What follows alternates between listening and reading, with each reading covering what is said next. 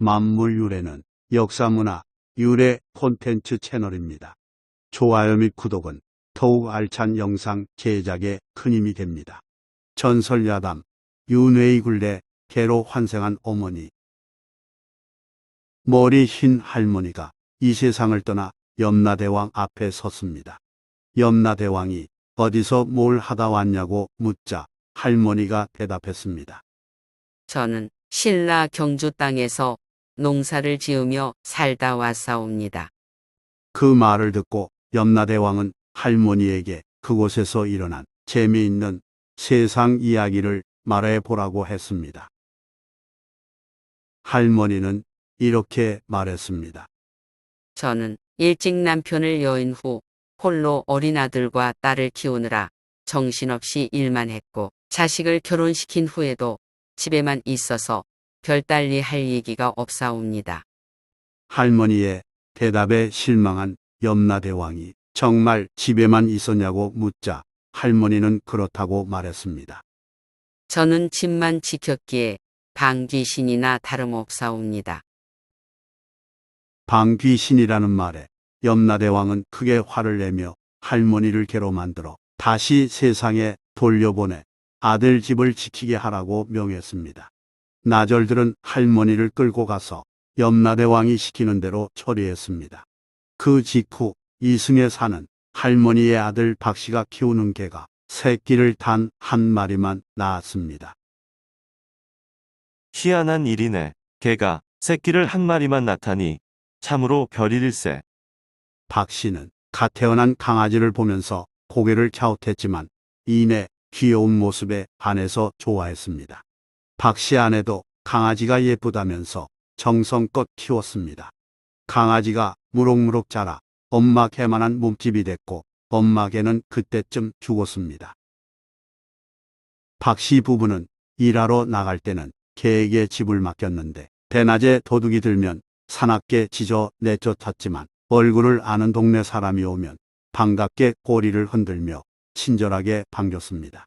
동네 사람은 신통하다면서 개를 예뻐했고 어떤 사람은 가끔 일부러 개를 찾아가서 같이 놀기도 했습니다. 그러던 어느 날 삼복도 위에 밭일을 마치고 돌아온 박씨는 갑자기 개를 잡아먹고픈 마음이 생겨서 혼잣말로 중얼거렸습니다. 저 개를 잡아서 푹 삶으면 먹음직하겠구나. 이 무더위에 그만한 보양식도 없지. 내일 잡아서 마누라와 함께 먹고 일부는 건넌마을 누이 집과 고개 넘어 딸 집에도 보내줘야지. 박씨는 군침을 흘리며 다음날 동이 트는 대로 개를 잡기로 결심했습니다. 그런데 아침에 일어나 보니 항상 보이던 개가 어디에도 없었습니다. 개가 집안 어디에서도 보이지 않기에 박씨는 아내로 하여금 집 주변을 살펴보라고 말했습니다. 하지만 해가 저물 때까지 개를 찾지 못했습니다. 혹시 우리 개를 보셨나요? 동네 사람들에게 물어봐도 누구 하나 개를 봤다는 사람이 없었습니다. 한편 그날 이른 아침에 고개 넘어 박씨 딸은 새벽밥을 짓다가 부엌으로 성큼 들어오는 개를 보고 깜짝 놀랐습니다. 자세히 보니 친정집 개였으며 눈물을 주룩주룩 흘리고 있었습니다. 박씨 딸은 아무래도 이상하다고 생각하여 일단 밥을 준 후 마루 밑에 자리를 만들어줬습니다. 개는 계속 눈물을 흘리며 마루 밑으로 들어가서 꼼짝하지 않고 가만히 있었습니다.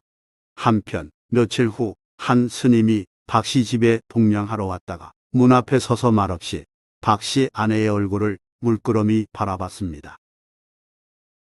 박씨 아내가 스님에게 왜 그리 쳐다보시냐고 묻자 스님이 이렇게 말했습니다.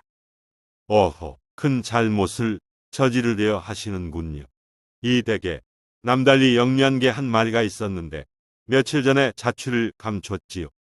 박씨 아내가 놀라서 스님에게 그걸 어떻게 아시냐고 되묻자 스님이 이어 말했습니다. 그 개는 얼마 전에 돌아가신 당신의 시어머니입니다. 당신 집을 지켜주고자 개로 환생하여 돌아왔건만 잡아먹으려 하시다니요. 어허, 이것 참. 박씨 아내가 그게 무슨 말이냐고 또 묻자 스님이 말했습니다. 그 개는 당신 가족의 집에 숨어 있습니다. 빨리 찾아서 모셔다 효성을 다하지 않으면 집안이 기울 것입니다. 스님은 그렇게 말한 후 박씨 집을 떠났습니다. 박씨 아내는 곧이어 집으로 돌아온 박씨에게 방금 전 스님으로부터 들은 이야기를 말해줬고 뒤통수를 맞은 듯한 충격받은 박씨는 급히 길을 나섰습니다. 건넌 마을 누이 집으로 가니 개는 보이지 않았고 상황을 들은 누이는 크게 놀라워했습니다. 두 사람은 고개 넘어 박씨 딸 집으로 함께 가서 그 개를 찾았습니다. 박씨가 딸에게 물었습니다. 어머니, 어디 계시니? 어머니라는 말에 딸이 무슨 말이냐고 묻는 순간 박씨는 마루 밑에 있는 개를 발견하고 고개 숙이며 말했습니다. 어머니, 여기 계셨군요. 죄송합니다. 어머님, 고모를 통해 자처지종 사연을 들은 딸도 그제서야 눈물을 흘리며 개를 향해 할머니라고 불렀습니다. 박씨는 개를 향해 이어 말했습니다. 어머님, 전생에 못한 효도를 지금이라도 하겠습니다. 제가 정말 잘못했습니다. 다음 날 박씨는 개를 등에 업은 채 전국 여행을 시작했습니다. 박씨는 개로 환생한 어머니에게 팔도의 유명한 고적과 사찰을 하나씩 구경시켜 드렸습니다. 그러던 어느 날 고향 근처에 다다른 박씨는 나무 그늘에서 잠시 쉬다가 자기도 모르게 잠이 들었습니다. 잠깐 졸다가 깨보니 등에 업은 개가 없어졌습니다. 놀란 박씨가 사방을 둘러보니 저만치 뭔가 보였습니다.